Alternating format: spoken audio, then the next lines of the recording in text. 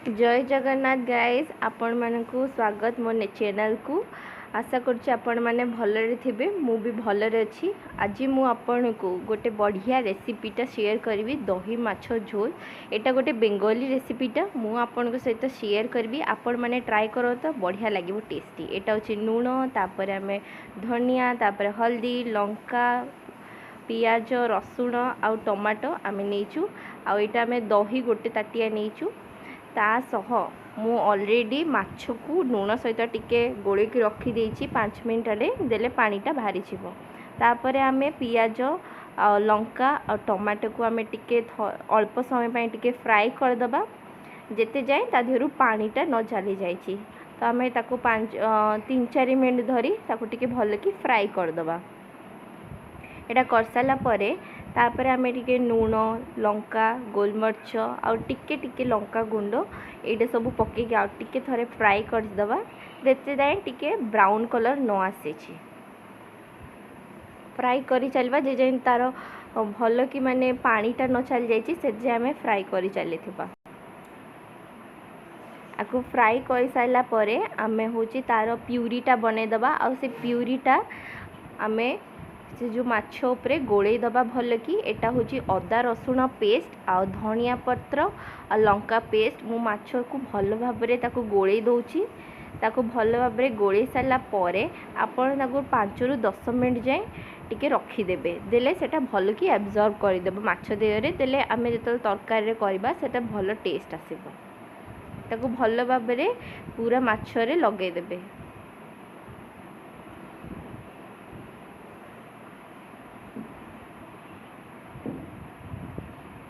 आपको लगे सारा परे आमे आपरे दहीटा पकई दबा। दहीटा पकई सारा परे ताको भल कि गोले दबा ता उपरे माछ देहरे भल कि माने जेमती माछटा दही भितरे पूरा भलरे गोली जाइथिबो सेई भले भाबरे आमे ताको गोले दबा हाथ रे।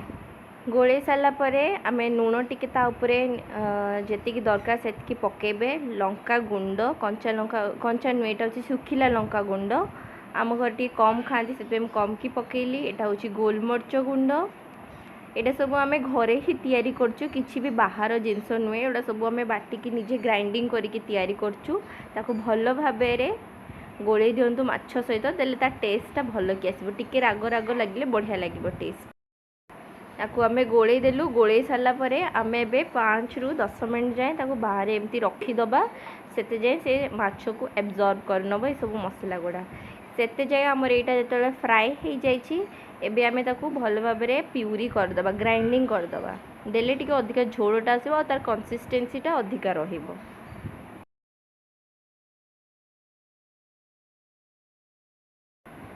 ये देखु मुझे प्यूरीटा बन दी पूरा ग्राइंडिंग कर देछि पूरा पतला भाया पानी देकी टिके ग्राइंडिंग कर देछि। तापरे आम ए कढ़ारे अल्प टिके तेल पकई दबा। तेल पकई सारा परे आमे टिके समय जाए वेट करवा जे जाए टिके गरम हेइथिबो। तापरे आमे जीरा जीरा को पकई दबा। जीरा फुटिला जाए आमे जेतिकी सब प्यूरी हेइथिला सेगुडा को एबे से प्यूरीटा को मु कढ़ाई पकई देछि।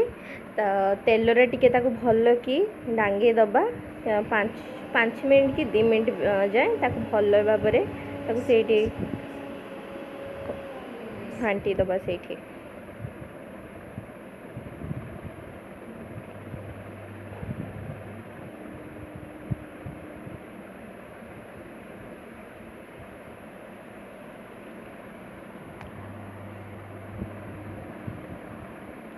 तापरे टिके हेई साला परे आमे ता भितरे लुण हल्दी आ धनिया गुंड लंका गुंड एटा सब टिके टिके पकई दबा। पकई साला परे टिके घुणी दबा।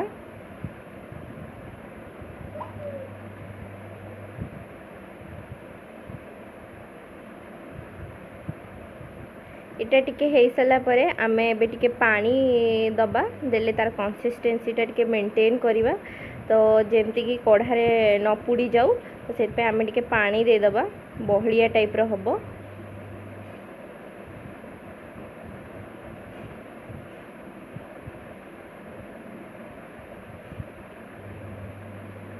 जेतबले आमर से प्यूरीटा जितेबाला आम फुटवा लगी मसलाटा तो आम कौन करा गोटा गोटा माछ नहीं जोटा आम रखी थे मैरिनेट करके से प्यूरी जो मसला भितर पकईदबा गोटे गोटे करके से दही गुड़ा को आम लास्ट ता ऊपर पकईदबा।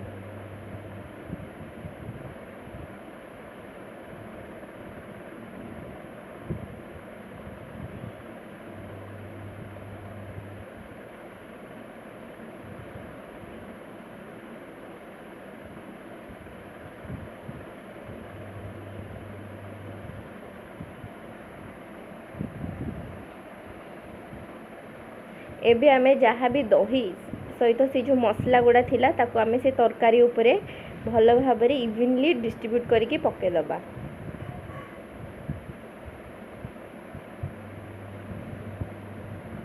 देखि पारुथिबे तार कलरटा केते सुंदर भाव पड़े आसलानी।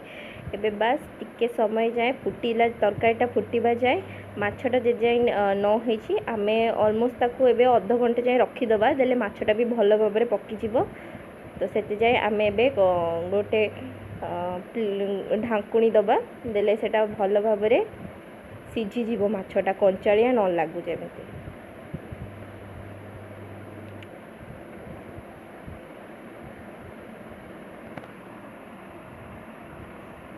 एबे हे गलानी अध घंटे पाखापाखि माछ देखि पारथिबे तरकारीटा केमिति बढ़िया कि कलर आसी जाइछि बढ़िया कि फुटुची भी आ माछ गुड़ा भल भाव हे गलानी। तो आपण मैंने देखि पारथिबे केते सुंदर बढ़िया रंगटा आसीगलानी बढ़िया स्मेल भी होउछि आपण मैंने ट्राए निहाती करिवे। तरकारीटा भल भाव हे गलानी। एबे आमे ताकू गोटे बाउल रे काढ़ी दबा आकू दही माछ झोल को आमे भात सहित आराम से खाइबा बढ़िया टेस्ट आसीबा। आपण माने भी ट्राई करिवे और लाइक शेयर एंड सब्सक्राइब।